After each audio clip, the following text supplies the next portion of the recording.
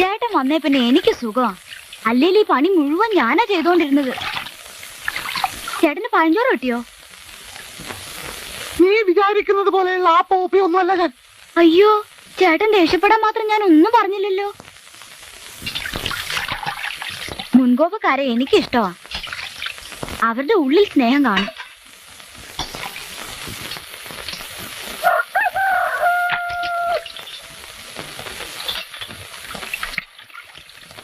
ചേട്ടൻ ആരെങ്കിലും ലവ് ചെയ്തിട്ടുണ്ടോ? എടി പെണ്ണെ, നിന്റെ ചാട്ട എങ്ങോട്ടാണെന്നൊക്കെ എനിക്ക് മനസ്സിലാകുന്നുണ്ട്. ആ വെള്ളം അങ്ങ് വാങ്ങി വെച്ചേക്ക്. മാസം 1000-ലേറെ ശമ്പളം വാങ്ങുന്നവനാ ഞാൻ. 1000 രൂപയോ? നോണ പറയാതെ എന്റെ ചേട്ടാ. മാസത്തിൽ 40 രൂപയാ ചേട്ടന്റെ ശമ്പളം എന്ന് വലിയ തള്ള പറഞ്ഞു. കള്ളൻ. ആഹാ, എന്തുവാ ഇവിടെ രണ്ടാളും കൂടി? എനിക്ക് ചീത്ത പേരുണ്ടാക്കി വെക്കുവോ?